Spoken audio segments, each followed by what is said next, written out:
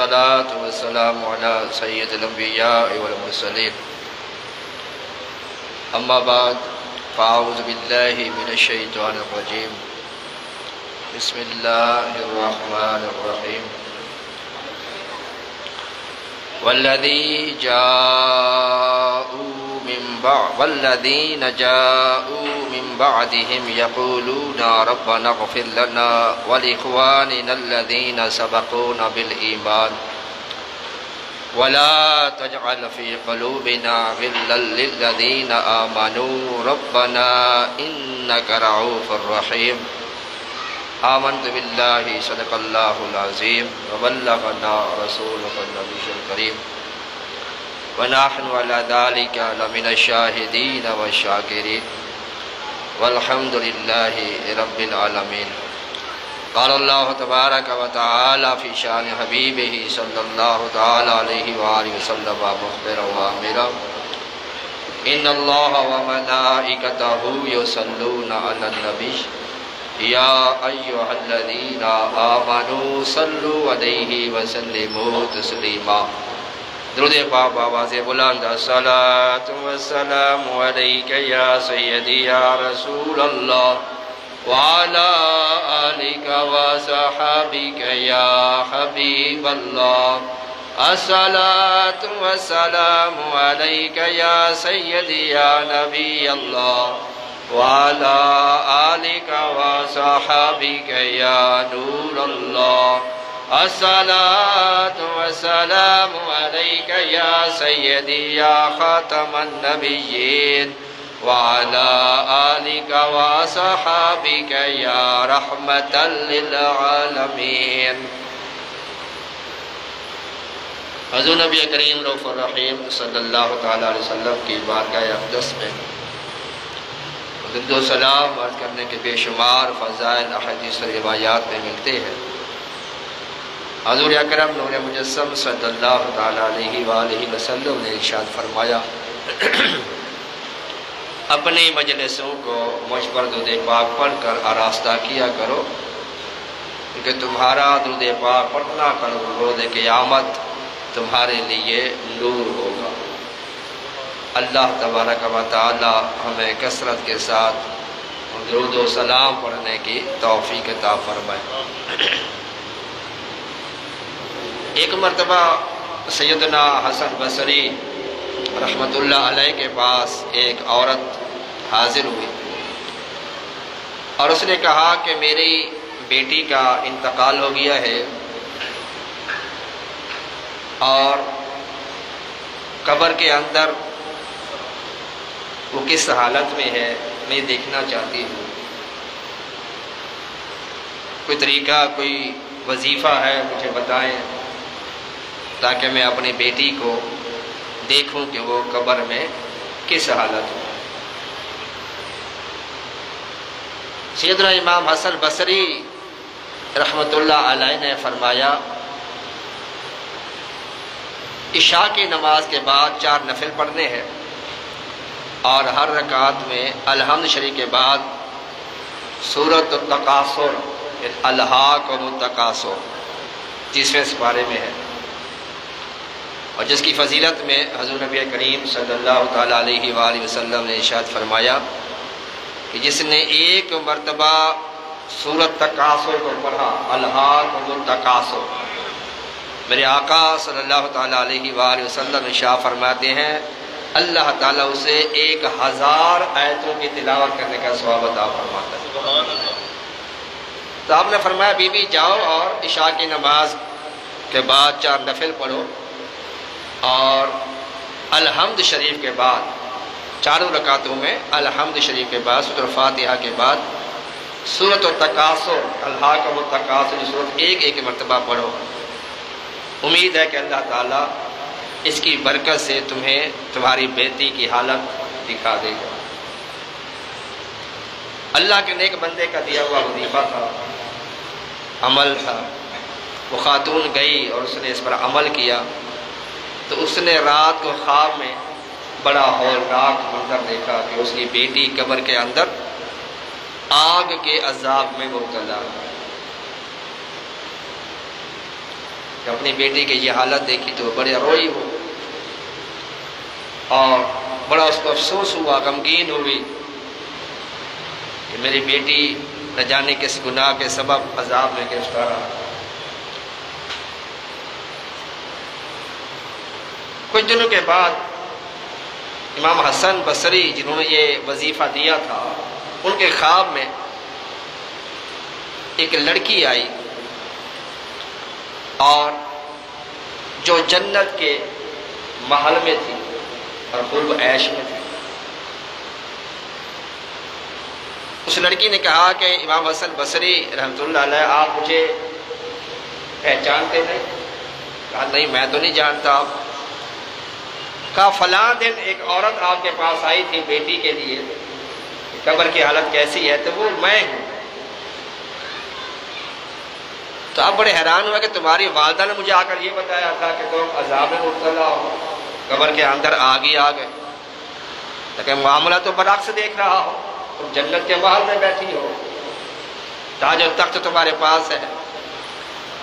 اس نے کہا ہاں جیسا اس نے کہا ویسا ہی تھا، لیکن ہوا ایسے کہ ہمارے قبرستان سے، جس قبرستان میں دفن تھی اس قبرستان سے اللہ کا ایک نیک بندہ گزرا اور اس نے 3 مرتبہ قرآن شریف پڑھا اور 10 مرتبہ سرکار دو عالم صلی اللہ علیہ وسلم کی بارگاہ میں درود و سلام کا نذرانہ پیش کیا اور اس کا ثواب قبرستان والوں کو بخش دیا۔ تو اللہ تعالیٰ نے نہ صرف میری قبر میں سے عذاب کو اٹھا لیا بلکہ قبرستان میں جتنے لوگوں پر عذاب ہو رہا تھا اللہ نے سب کا عذاب جب اٹھا لیا۔ سبحان اللہ۔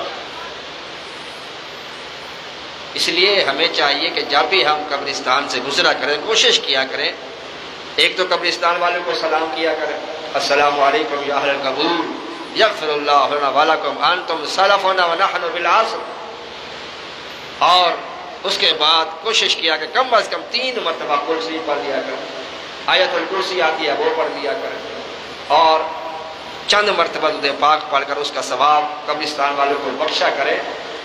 امید ہے کہ اللہ تعالیٰ اس کی برکت سے قبر والوں سے عذاب جو وہ اٹھا دے گا۔ بلکہ ایک روایت کا مفہوم ہے کہ جو قبرستان میں جا کر 11 مرتبہ قرآن شریف پڑھ کر ایصال ثواب کر دیتا ہے، کل یہ قبر والے اس کی شفاعت کریں گے۔ اللہ تعالیٰ ہمیں سمجھنے کی توفیق عطا فرمائے۔ سورۃ حشر کی آیت مقدسہ تلاوت کی ہے، جس میں اللہ تبارک و تعالی ارشاد فرماتا ہے والذین جاءوا من بعدہم، اور وہ جو ان کے بعد آئے، یعنی مہاجرین و انصار اور قیامت تک پیدا ہونے والے مسلمان، یقولون، وہ عرض کرتے ہیں ربنا اغفر لنا وَلِإِخْوَانِنَا الَّذِينَ سَبَقُونَا بِالْإِيمَانِ، اے ہمارے رب عز و جل ہمیں بخش دے اور ہمارے ان بھائیوں کو جو ہم سے پہلے ایمان لائے، وَلَا تَجْعَلْ فِي قُلُوبِنَا غِلًّا لِلَّذِينَ آمَنُوا، اور ہمارے دلوں میں ایمان والوں کی طرف سے کوئی کینہ، بغض، حسد نہ رکھ، انک رؤوف الرحیم، بے شک تو بڑا مہربان، کرم، فضل و انعام والا، عطا فرمانے والا پروردگار ہے۔ اس آیت مقدسہ میں اللہ تعالیٰ نے مومنوں کی یہ شان بیان فرمائی ہے کہ مومن کی یہ شان ہے کہ وہ اپنے مسلمان بھائیوں کی بخشش کی دعا مانگتا ہے، پہلے گزر چکے، جو آنے والے ہیں، جو موجود ہیں، ان سب کے لیے بخشش کی دعا مانگتا ہے۔ یہ اللہ تعالیٰ نے مومن کی صفت کو، اس کی شان کو بیان فرمایا ہے۔ اور نماز کے اندر بھی الحمدللہ مسلمانوں کے لیے دعائیں مغفرت کرتا ہے، ربنا اغفر لی ولوالدی وللمؤمنین یوم یقوم الحساب، اے ہمارے پروردگار عز و جل میری بخشش فرما، میرے ماں باپ کی بخشش فرما، اور قیامت تک یوم حساب آنے تک جتنے مسلمان آئیں گے ان کی بھی بخشش فرما۔ اور یہ دعا ہے سیدنا ابراہیم علیہ السلام، آپ یہ دعا مانگا کرتے تھے، رب اجعلنی مقیم الصلاۃ ومن ذریتی ربنا وتقبل دعاء ربنا اغفر لی ولوالدی وللمؤمنین یوم یقوم الحساب۔ کس کی دعا ہے یہ؟ سیدنا ابراہیم علیہ السلام کی دعا ہے، دعائے خلیلی ہے یہ۔ اور اس دعا سے یہ قرآن پاک میں موجود ہے دعا، اس دعا سے یہ ثابت ہو رہا ہے کہ سیدنا ابراہیم علیہ السلام کے والدین مسلمان تھے، مومن تھے، مواحد تھے۔ معاذ اللہ اگر ابراہیم علیہ السلام کے والدین مسلمان نہ ہوتے تو ان کے لیے کبھی بھی یہ بخشش کی دعا، مغفرت کی دعا نہ مانگتے، کیونکہ غیر مسلم کے لیے بخشش کی دعا مانگنا، اس کو اصالہ ثواب کرنا، یہ ناجائز ہے، گناہ۔ کسی کافر کے لیے بخشش کی دعا مانگنا، اس کے مرنے کے بعد اگر زندہ ہے تو اس کی ہدایت کی دعا کر سکتے ہیں کہ یا اللہ اس کو ہدایت عطا فرما، ایمان کی دولت عطا فرما۔ اس کے مرنے کے بعد جو کفر کی حالت میں مر گیا، اس کی بخشش کی دعا اللہ تعالیٰ نے منع فرما دی ہے، بلکہ دعا تو دور کی بات ہے۔ اللہ تعالیٰ فرمایا فلا تقم، اللہ نے فرمایا کہ اے محبوب ان کافروں کی قبروں کے پاس بھی کھڑے نہیں ہونا۔ دعا تو دور ہے نا بات، قبر کے پاس بھی کھڑے نہیں ہونا۔ تو یہاں پر ہم یہ دعا مانگتے ہیں، اور یہ دعا خلیلی ہے۔ سیدنا صدیق اکبر رضی اللہ تعالیٰ عنہ نے ایک مرتبہ سیدنا سرکار دو عالم صلی اللہ علیہ وسلم سے عرض کیا، یا رسول اللہ صلی اللہ علیہ وسلم مجھے ایسی دعا تعلیم فرمائیں، مجھے ایسی دعا سکھا دیں کہ جو میں نماز میں پڑھا کروں۔ اور نماز کے اندر کوئی بھی دعائیں معصورہ پڑھی جا سکتی ہے، رب اجعلنی ہی نہیں پڑھ سکتے، اور بھی کوئی دعا آتی ہے حدیثوں کے اندر، اگر آپ کو یاد ہے تو وہ بھی آپ پڑھ سکتے ہیں، جیسے اللہم ربنا آتنا فی الدنیا حسنۃ وفی الآخرۃ حسنۃ وقنا عذاب النار، یہ قرآن پاک کی دعا، اس کے دعائیں معصورہ کہا جاتا ہے۔ یہ وہ دعائیں کہ جو قرآن اور حدیث سے ثابت ہے، اسے دعائیں معصورہ کہا جاتا ہے۔ تو کوئی بھی دعا نماز کے اندر پڑھی جا سکتی ہے۔ تو نماز کے اندر رب اجعلنی کے علاوہ یہ ربنا آتنا فی الدنیا حسنۃ وفی الآخرۃ حسنۃ دعا بھی پڑھی جا سکتی ہے۔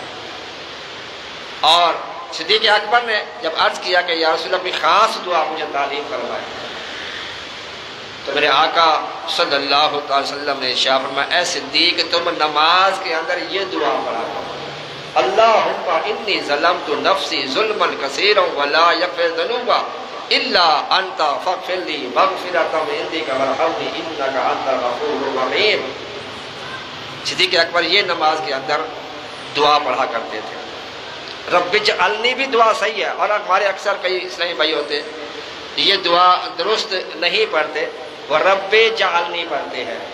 یہ رب اجعلنی نہیں ہے، یہ رب اجعلنی، با جو ہے اس کو جیم کے ساتھ ملانا ہے، رب اجعلنی نہیں، جیم کی زبر نہیں پڑھنی، جیم کے اوپر جزم ہے، وقت فرق نہ ہو، رب اجعلنی، رب اجعلنی، یہ صحیح تلفظ ہے۔ تو اس کے علاوہ صدیق اکبر، اور یہ دعا خلیلی ہے جو صدیق اکبر کو میرے آقا نے عطا فرمایا، اللہم انی ظلمت نفسی ظلما کثیرا ولا یغفر الذنوب الا انت، یہ دعائے حبیبی ہے۔ کوشش کیا کریں کہ یہ دعا بھی یاد کر کے کبھی کبھی نماز کے اندر پڑھا کریں، تاکہ یہ بھی اس کی دعا کی برکتیں اللہ تعالیٰ ہمیں عطا فرمائے۔ تو جو آیت مقدسہ تلاوت کی ہے، اس کے اندر ایصال ثواب کا ذکر ہے۔ اور ایصال ثواب کیا ہوتا ہے؟ کسی مسلمان کو کچھ پڑھ کر یا اللہ کی راہ میں خیرات کر کے اس کا ثواب پہنچانا، اس کو ایصال ثواب کہتے ہیں۔ ثواب دینا، تحفہ کرنا، گفٹ کرنا، ثواب پہنچانا۔ اور ایصال ثواب جو ہے یہ بدنی مالی عبادات کا ثواب بخشا جا سکتا ہے، اور قرآن و حدیث سے اس کا ثبوت ملتا ہے۔ جس طرح سے ہم اپنا مال و دولت اگر کسی کو بھیجتے ہیں، منی آرڈر کرتے ہیں کسی کو، یا کسی کو جائز کیش کرتے ہیں، ایزی پیسہ کرتے ہیں، تو اس تک وہ پہنچ جاتا ہے، ٹرانسفر وہاں ہو جاتا ہے۔ اسی طرح ایصال ثواب بھی اگر ہم کسی کو کریں گے، ثواب پہنچائیں گے، تو وہ بھی دوسرے بندے کو پہنچتا ہے۔ لیکن فرق کیا ہے؟ فرق یہ ہے کہ دنیاوی مال جب ہم کسی کو ٹرانسفر کرتے ہیں تو اس کے پاس تو چلا جاتا ہے. کسی کو ہم نے 500 روپیہ بھیجا، منی آرڈر کیا یا عیدی پیسہ بھیجا یا جائز کیش بھیجا، تو 500 روپیہ اس کے پاس تو چلا گیا، ہمارے اکاؤنٹ میں سے 500 کم ہو گیا. یہ ہے دنیاوی معاملہ. لیکن دینی معاملہ ایسا ہے کہ جب آپ کسی کو ایصال ثواب کرتے ہیں، ثواب پہنچاتے ہیں، تو جتنا آپ ثواب کسی کو پہنچاتے ہیں اتنا ثواب اس کو ملتا ہے، لیکن آپ کے ثواب میں کٹوتی نہیں ہوتی. آپ کا ثواب اپنی جگہ برقرار رہتا ہے. بلکہ اس کا فائدہ یہ بھی ہوتا ہے کہ جب آپ کسی کو ایصال ثواب جتنا کرتے ہیں اللہ تعالیٰ اتنا ثواب اور عطا فرما دیتا ہے. مثال کے طور پر کسی نے 10 قرآن پاک پڑھے ہوئے ہیں، 10 قرآن پاک کا ثواب مسلمانوں کے ایصال ثواب کرتا ہے. یہ 10 مسلمانوں کو میں نے قرآن پاک کا ایصال کر دیا، ثواب پہنچا دیا، ان تک پہنچا دے. تو اب اس نے 10 قرآن پاک پڑھے تھے تو 10 بندوں کو دیا تو اللہ تعالیٰ 10 قرآن پاک اور ثواب اس کو عطا فرما دے گا.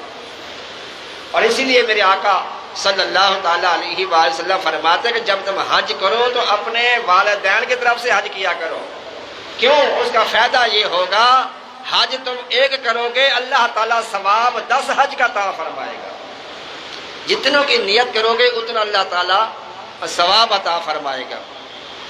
جیسے قاری صاحب کسی کو قرآن پاک حفظ کراتے ہیں، اب قاری صاحب نے کسی کو قرآن پاک حفظ کرا دیا، اب وہ بچہ پورے قرآن کا حافظ بن گیا، پورا قرآن کے سینے کے اندر آ گیا، لیکن استاد کے سینے سے قرآن پاک کا ایک حرف بھی کام نہیں ہوگا، بلکہ وہ اس کے لیے صدقہ جاریہ بن جائے گا. جتنی دیر تک وہ بچہ قرآن پاک پڑھتا رہے گا اس کو تو ثواب ملے گا، اس کے ساتھ ساتھ اس پڑھانے والے کو بھی ثواب پہنچتا رہے گا.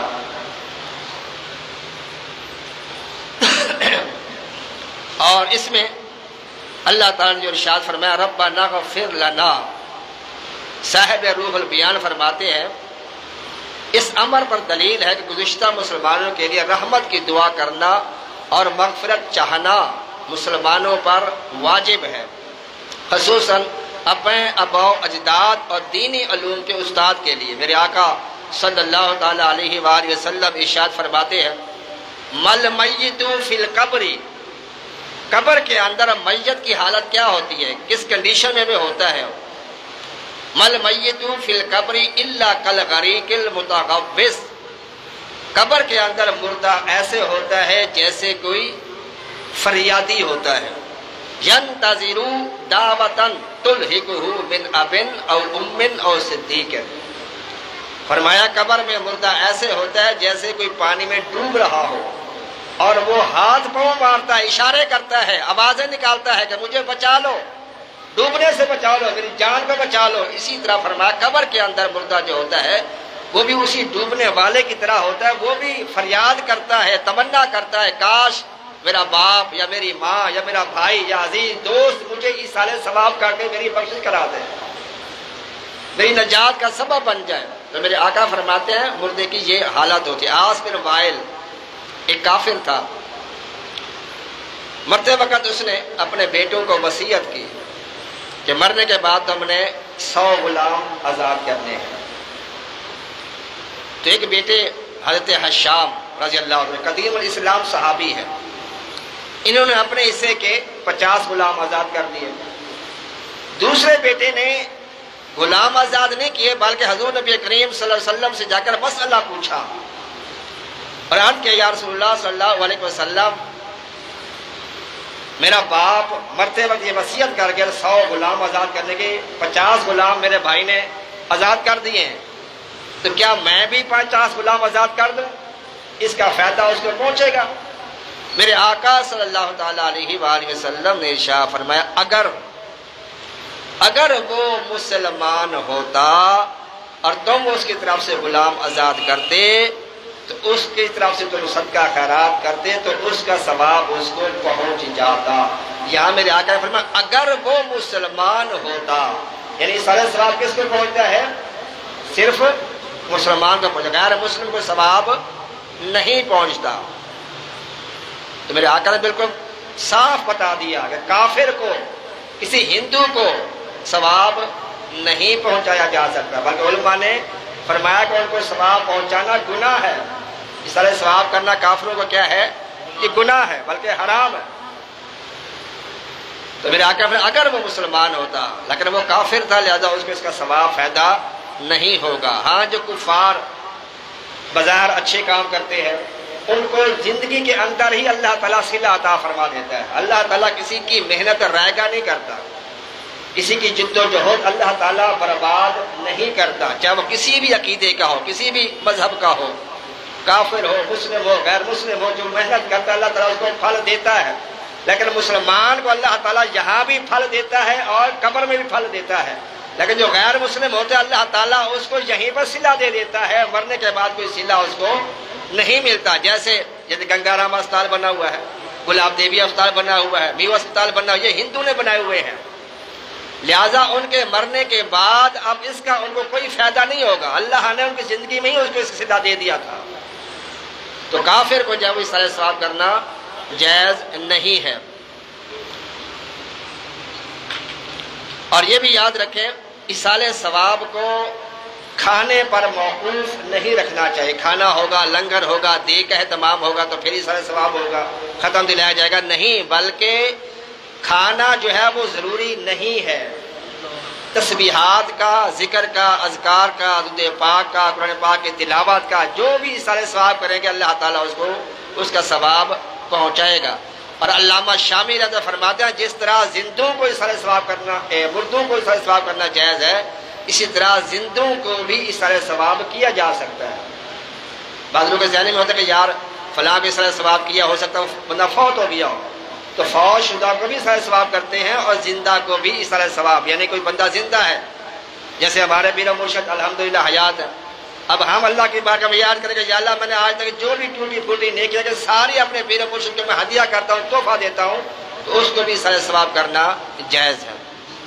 جب کوئی بندہ کسی کو ایصال ثواب کرتا ہے تو یہ ثواب مردوں کو دنیا اور مافیا سے زیادہ بہتر لگتا ہے، اور جب کوئی ایصال ثواب کرتا ہے تو سید جبرائیل امین علیہ السلام ایک نورانی طباق میں اس ثواب کو قبر والے تک پہنچاتے ہیں، اور مردے سے یہ کہا جاتا ہے کہ فلاں نے تجھے یہ تحفہ بھیجا ہے، اور ساتھ قبر والے اس کو آ کے مبارکباد دیتے ہیں کہ تو کتنا خوش نصیب ہے کہ تجھے کوئی پیچھے سے تحفے بھیجتا ہے۔ اس لیے ہمیں زیادہ سے زیادہ جو ہے وہ اب مردہ ایسے خوش ہوتا ہے۔ میرے آقا صلی اللہ تعالیٰ علیہ وآلہ وسلم شاہ فرماتا ہے کل بروز قیامت ایک بندے کے درجات کو بلند کیا جائے گا، وہ بندہ اللہ کی بارگاہ میں عرض کرے گا یا رب العزت یہ نیکیاں تو میں نے کی نہیں ہے لیکن میرے درجات کو بلند کیا جا رہا ہے، اس کی وجہ کیا ہے؟ اللہ تعالیٰ فرمایا کہ استغفاری والدیکا لکا، تیرے بیٹے نے تیرے لیے استغفار کی دعا کی ہے، اس کی برکت سے تیرے درجات کو بلند کیا جا رہا ہے۔ سیدنا ابراہیم علیہ السلام کو جب اللہ تعالیٰ نے معراج کرائی، اور اکثر نبیوں کو اللہ نے معراج کرائی اور اس کی کنڈیشن مختلف ہوتی تھی، تو ابراہیم علیہ السلام کو اللہ نے جو معراج کرائی وہ ایسی تھی کہ زمین و آسمان میں جو کچھ بھی ہے اللہ نے سب چیزیں ابراہیم علیہ السلام پر ظاہر فرما دی، ساتوں آسمانوں میں جو ہے، ساتوں زمینوں میں جو ہے، سارا سیدنا ابراہیم علیہ السلام نے مشاہدہ فرما لیا۔ تو آپ نے دیکھا کہ ایک شخص گناہ کر رہا تھا، جب آپ کو معراج اللہ نے کرائی، زمین و آسمان کی ساری بادشاہت اللہ نے دکھائی، سارے غیب کے خزانے دکھائے، تو ابراہیم علیہ السلام نے دیکھا کہ ایک شخص گناہ کر رہا ہے، تو ابراہیم علیہ السلام نے اس کے خلاف دعا کر دی، وہ شخص ہلاک ہو گیا۔ اسے لوگ کہتے ہیں بد دعا کر دی، بد دعا تو میں خیر نہیں کہتا، اللہ کے نبی کی بد نہیں ہوتی، دعا اچھی ہی ہوتی ہے، تو نبی نے بد دعا کر دی، نبی بد دعا نہیں کرتا، اس کے خلاف دعا کرتا ہے، تو اس کے خلاف دعا کر دی، وہ شخص ہلاک ہو گیا۔ پھر آپ نے دوسری طرف دیکھا تو ایک اور شخص گناہ کر رہا تھا، آپ نے اس کی بھی خلاف دعا کر دی، وہ بھی ہلاک ہو گیا۔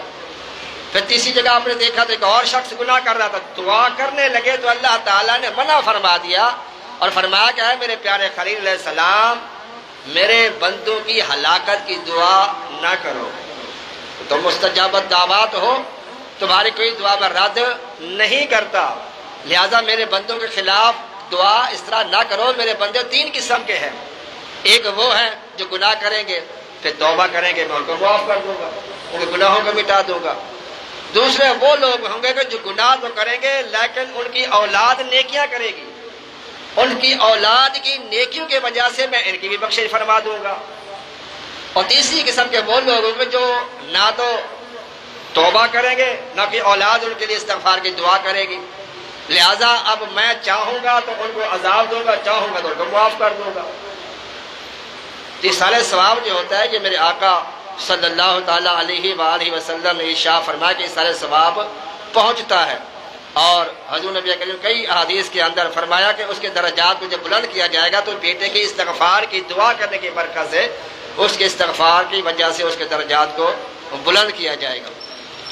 اور حضور نبی کریم صلی اللہ تعالیٰ علیہ وسلم مشہور واقعہ آپ کو میں اکثر سنا تو عیسیٰ علیہ السلام کا، قبر سے گزرے تو آپ نے قبر کے اندر دیکھا عذاب ہو رہا تھا، پھر جب واپسی پہ گزرے دیکھا قبر کے اندر انوار تجلیات کی بارشیں ہو رہی ہیں، بڑے حیران ہوئے، اللہ کی بارگاہ میں عرض کیا، عیسیٰ علیہ السلام نے کہ یا اللہ ابھی تھوڑی دیر پہلے گزرا تھا قبر کے اندر آگ ہی آگ تھی، ابھی دیکھا تو اس کے اندر نور ہی نور بھرا ہوا ہے، اتنے مختصر سے وقت میں یہ نیک عمل تو کر نہیں سکتا، اس وجہ سے اس کے اندر نور آ گیا۔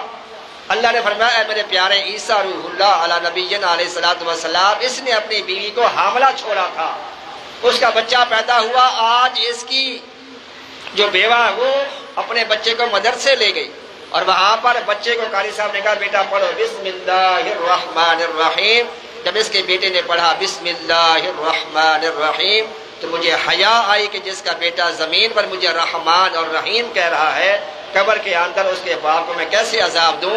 تو اس کے بیٹے کے بسم اللہ شریف پڑھنے کی برکت سے میں نے اس سے عذاب کو اٹھا لیا۔ بعض جب ایسا ہوتا ہے کہ ماں باپ گناہگار ہوتے ہیں، اولاد نیک ہوتی ہے، تو اللہ تعالیٰ نیک اولاد کے صدقے میں ماں باپ کے گناہوں کو معاف کر دیتا ہے، ان کے درجات کو بلند کر، جیسے میں نے حدیث پاک آپ کو سنائی ہے۔ اس طرح بعض جب ایسا ہوتا ہے کہ اولاد گناہگار ہوتی ہے لیکن ماں باپ نیک ہوتے ہیں، تو ماں باپ کی نیکی اولاد کو فائدہ دیتی ہے، جیسے وہ موسیٰ علیہ السلام کا اور سیدنا خضر علیہ السلام کا واقعہ موجود ہے، وہ دیوار جو کھڑی کر دی تھی جس کے نیچے خزانہ چھپا ہوا تھا، قرآن پاک میں آتا 16ویں پارے میں، تو خزانہ اس کے نیچے دفن تھا جو یتیم بچوں کا خزانہ تھا جس کا باپ فوت ہو چکا تھا۔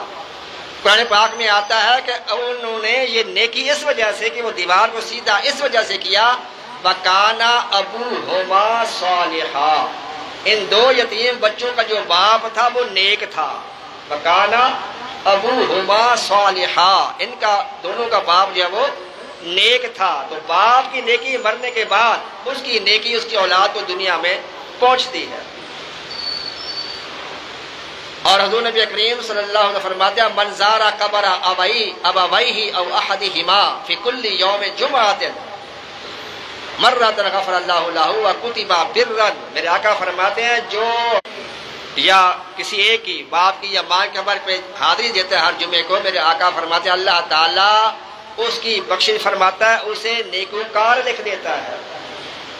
اور حضور نبی کریم صلی اللہ تعالیٰ علیہ وسلم ارشاد فرماتا ہے اذا مات الانسان انقطع عنہ عملہ، بندہ جب دنیا سے چلا جاتا ہے تو عمل کا سلسلہ منقطع ہو جاتا ہے، اب وہ عمل نہیں کر سکتا، سانس کی مالا ٹوٹی، سانس ختم ہوا، اس کے عمل کا سلسلہ منقطع ہو گیا، الا من ثلاثہ، لیکن 3 عمل ایسے ہیں اس کے مرنے کے بعد بھی وہ جاری رہتے ہیں، یعنی ثواب وہ جاری رہتا ہے۔ کون سا؟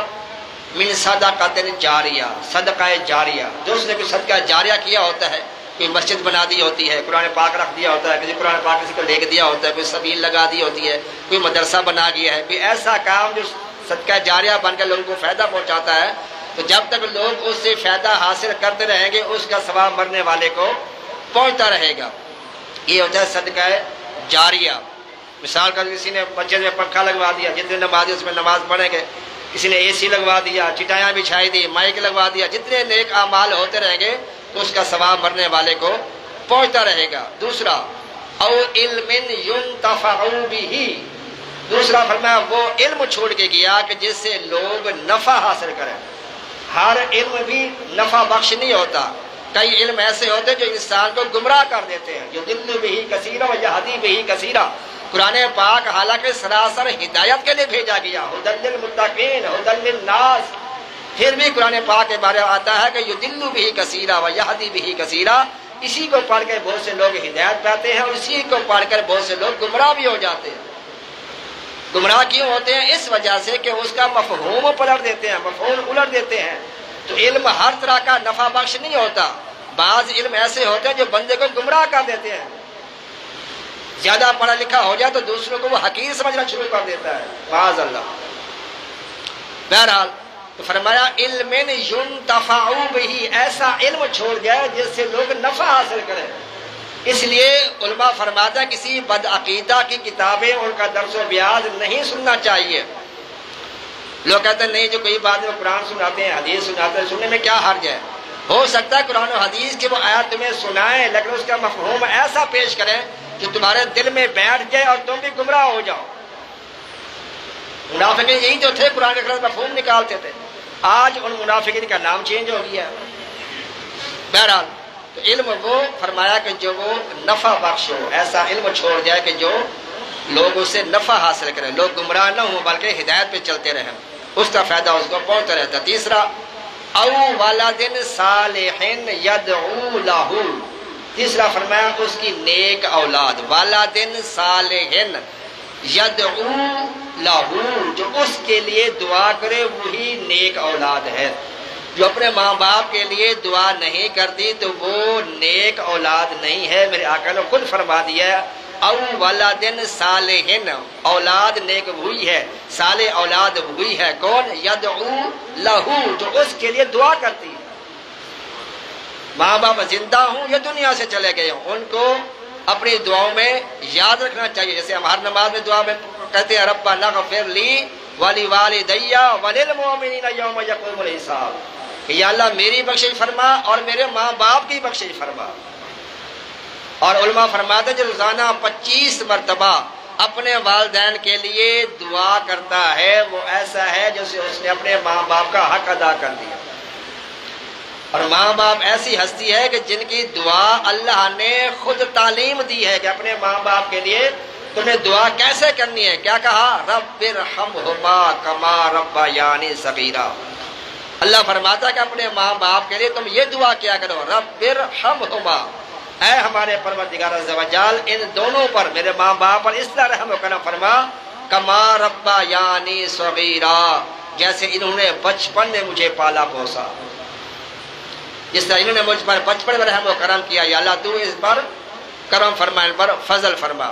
تو اللہ تعالیٰ محبوب فرماتے ہیں کہ یہ تین چیزیں ایسی ہیں کہ جو بندے کو مرنے کے بعد بھی نفع عطا فرماتی ہیں، اس کو فائدہ ثواب اس کو پہنچتا ہے۔ میرے آقا فرماتے ہیں اذا ترک العبد الدعاء للوالدین، جب انسان اپنے والدین کے لیے دعا کرنا چھوڑ دیتا ہے، فَإِنَّهُ يَنْقَطَعُ عَنْهُ الرِّزْقُ، اللہ تعالیٰ اس سے رزق کو منقطع کر دیتا ہے۔ یعنی رزق تو وہی ملے گا جب مقدر میں انسان کے لکھا ہوا ہے۔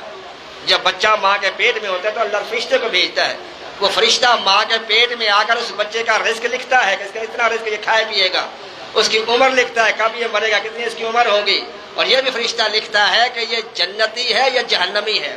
یہ حدیث سے ثابت ہے۔ ابھی بچہ دنیا میں نہیں آیا، ماں کے پیٹ میں ہے، لیکن فرشتہ یہ تینوں چیزیں قبر کے ماں کے پیٹ میں بچے کے اندر لکھ دیتا ہے کہ یہ جنتی ہے یا جہنمی ہے۔ مطلب کیا ہوا کہ جب فرشتے کو معلوم ہے کہ دنیا میں آنے والا بچہ جنتی ہے یا جہنمی ہے تو یہ فرشتے تو میرے آقا کے غلام ہیں، تو یقیناً ماننا پڑے گا کہ ہمارے آقا کو بھی معلوم ہے کون جنتی اور کون جہنمی ہے۔ بلکہ حدیث بخاری ہے، بخاری شریف میں آتا ہے میرے آقا صلی اللہ تعالیٰ علیہ وسلم ایک مرتبہ 2 کتابیں اللہ اکبر اٹھا کے تشریف لائے، ایک سیدھے ہاتھ میں ایک بائیں ہاتھ میں۔ صحابہ کرام سے پوچھا جانتے ہو یہ کیا ہے؟ عرض کیا واللہ عالم رسول، حالانکہ صحابہ دیکھ رہے ہاتھوں میں کتابیں ہیں، کہہ دیتے یا رسول اللہ آپ کے ہاتھ میں کتابیں، لیکن کیا کہا؟ واللہ عالم ورسولہ عالم، یا رسول اللہ اللہ جانتا اور اس کا رسول جانتا ہے۔ یا رسول اللہ یہ کیا ہے آپ بتائیں؟ تو میرے آقا نے فرمایا سیدھے ہاتھ میں کتاب ہے، اس میں تمام جنتیوں کے نام ہیں، ان کے باپوں کے نام ہیں، ان کے قبیلوں کے نام ہیں، اس میں کوئی کمی بیشی اب نہیں ہوگی۔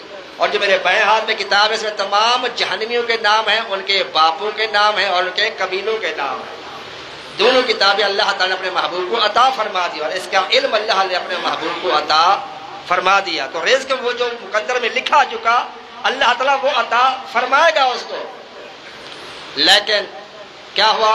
فرمایا کہ فَإِنَّهُ يَنْقَطَعُ عَنْهُ الرِّزْقُ، اس سے رزق منقطع ہو جاتا ہے۔ مطلب یہ ہے کہ رزق تو وہ جو مقدر میں لکھا ہے 5 کلو 10 کلو 20 کلو 20 من جو بھی لکھا ہے اس کو ملے گا، 20 من جو لکھا ہے وہ ملے گا، لیکن اس میں سے اللہ تعالیٰ برکت کو اٹھا لے گا۔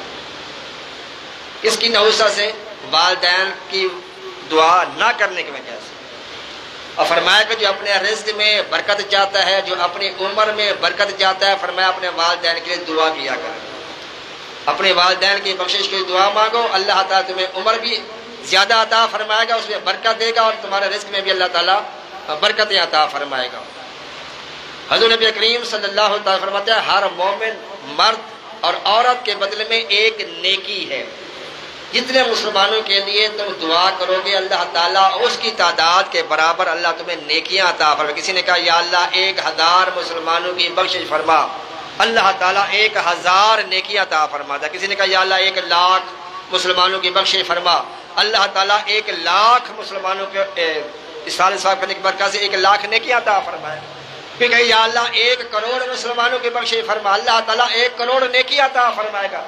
اگر کوئی یہ کہ یا اللہ جتنے مسلمان آئے موجود ہیں آئیں گے سب کی تعداد سب کی بخشش فرما، اللہ تعالیٰ سب کی تعداد کے برابر نیکیاں عطا فرمائے گا۔ واللہ یؤتی من یشاء بغیر حساب، وہ بغیر حساب کی عطا فرماتا ہے۔ یہ ہم اور سید عائشہ صدیقہ رضی اللہ تعالی عنہا کے مرتبہ سیلین کی لائن لگی ہوئی تھی، تو آپ روٹیاں تقسیم فرما رہے تھی، میرے آقا تقسیم فرما رہے تھے، پیچھے سید عائشہ صدیقہ پڑھا رہی تھی، تو وہ روٹیاں گن بھی رہی تھیں کچھ، انہوں نے دیکھا روٹیاں کتنی بچی ہیں اور لائن میں کتنے بندے بچی ہیں، تو میرے آقا نے دیکھا کہ یہ روٹیاں گنتی کر رہی ہیں، تو میرے آقا نے فرمایا عائشہ بغیر گنتی کو دو، اللہ بغیر گنتی کے عطا فرمائے گا۔ یہ ہمیں سمجھانے کے لیے، وہ تو ایسا سخی گھرانہ ہے کہ سید عائشہ صدیقہ کے بارے میں آتا ہے کہ ایک مرتبہ آپ انار کھا رہی تھی تو ایک دانہ رہ گیا تھا، اتنے میں فقیر نے آواز لگا دی کہ اللہ کے نام پہ مجھے کچھ دو، تو آپ نے وہ ایک دانہ لا کر سیل کو بھجوا دیا۔ اس نے دیکھا کہ ایک دانہ اس سے کیا ہو، اسے کتنا بڑا گھرانہ سخی گھرانہ اور آپ نے صرف ایک دانہ دیا ہے مجھے۔ تو سید عائشہ صدیقہ نے فرمایا کہ قرآن پاک کی یہ آیت نہیں پڑھی فَمَن يَعْمَلْ مِثْقَالَ ذَرَّةٍ خَيْرًا يَرَهُ، اللہ فرماتا ہے جو ذرہ برابر بھی نیکی کرے گا اس کا بھی اس کو صلہ ملے گا، اس کا صلہ اس کو دیا جائے گا۔ تو میں نے جو یہ انار کا دانہ دیا یہ کہ ذرہ نہیں کئی ذرات کا مجموعہ ہے۔ وَمَن يَعْمَلْ مِثْقَالَ ذَرَّةٍ خَيْرًا يَرَهُ وَمَن يَعْمَلْ مِثْقَالَ ذَرَّةٍ شَرًّا يَرَهُ، جو ذرہ برابر نیکی کرے گا اس کا صلہ اس کو دیا جائے گا، جو ذرہ برابر شر کرے گا برائی کرے گا اس کا انجام بھی وہ دیکھ لے گا۔ تو اس سارے ثواب کی بڑی برکتیں ہیں، بڑی اس کی فضیلتیں ہیں۔ میرے آقا صلی اللہ علیہ وسلم نے اس کی ترغیب ارشاد فرمائی ہے کہ اپنے مسلمانوں کے لیے جو ہے وہ اس سارے ثواب کا اہتمام کرتے رہنا چاہیے۔ صرف لنگر کا دیگوں کا خصوصی اگر ہوتا ہے تو کر دیں، اگر نہیں ہوتا تو کرسی پڑھ کر آیت الکرسی پڑھ کے قرآن پاک کی سورت پڑھ کے کوئی بھی تسبیح پڑھ کے کسی کو اس سارے ثواب کی پہلے بزرگوں کا یہی طریقہ ہوتا تھا، وہ دیگے کہاں پکاتے دیتے اس لیے لنگر کہاں وہ تقسیم کرتے، رات چلتے ہوئے قرآن پاک کی آیت پڑھی اور یا اللہ اس کا ثواب فلاں کا پہنچا دے، قرآن پاک کی صورتیں پڑھی اس کا ثواب فلاں کا پہنچا۔ سیدنا جنید بغدادی رحمۃ اللہ علیہ کے بارے میں آتا ہے کہ آپ کے زمانے کے نوجوان تھا تو وہ صاحب کشف تھا، یعنی قبر کے حالات کو دیکھ لیتا تھا، تو ان کے ساتھ جا رہا تھا تو چلتے چلتے نا وہ رونے لگ گیا، تو اس نے جنید بغدادی رحمۃ اللہ پوچھا کیا ہوا، اس نے کہا کہ وہ میری والدہ جو ہے وہ عذاب میں مبتلا ہے، مجھے نظر آیا کہ میری والدہ عذاب میں ہے تکلیف میں ہے۔ جنید بغدادی فرماتے ہیں رضی اللہ عنہ کہ میں نے 70,000 مرتبہ کلمہ طیبہ پڑھا ہوا تھا، اور جس کے بارے میں میرے آقا فرماتے ہیں جس نے 70,000، ایک روایت میں 90,000، ایک روایت میں 1.25 لاکھ، یہ 3 روایتیں ہیں، پر میں اتنی تعداد ہے کلمہ طیبہ پڑھ لیتا ہے اللہ تعالیٰ اس کی بخشش فرماتا ہے۔ تو کہتے ہیں کہ میں نے 70,000 مرتبہ کلمہ طیبہ پڑھا ہوا تھا، کسی کو اس طرح ثواب بھی نہیں کیا تھا، کہتے ہیں دل ہی دل میں نے اس کی والدہ کی طرح ثواب کر دیا، جو ہی میں نے دل میں نیت کر کے سارے ثواب کیا وہ نوجوان مسکرانے لگا۔ میں نے کہا مسکرا کیوں رہا، کہا کہ اب میری والدہ کے قبر میں نور ہی نور بھرا ہوا ہے۔ جو آقا نے اشارہ فرمایا 70,000 مرتبہ کلمہ شریف پڑھ کے سارے ثواب کرو تو بندے کی بخشش ہو جاتی ہے، تو آپ فرماتے ہیں جنید بغدادی کے حدیث کی جو وہ سند ہے وہ میں نے اس کے کشف سے معلوم کر لی، اور اس کا کشف میں نے اس کے حدیث پاک کے ذریعے معلوم کر لیا۔ تو اس سارے ثواب کی بڑی برکتیں ہمیں بھی چاہیے کہ ہمیں اپنے والدین کو خاص طور پر جو دنیا سے ہمارے مسلمان بھی چلے جاتے ہیں ان کے اس سارے ثواب کا اہتمام کرتے رہنا چاہیے، کیونکہ ہم آج کسی کو اس طرح ثواب کریں گے تو کل ہمارے بھی کوئی اس طرح ثواب کرے گا۔ جیسی کرو گے ویسی بھرو گے، as you sow so shall you reap. ٹھیک ہے جی، اللہ تعالیٰ ہمیں کثرت کے ساتھ اس طرح ثواب کرنے کی توفیق عطا فرمائے۔ وما علیہ الا البلاغ۔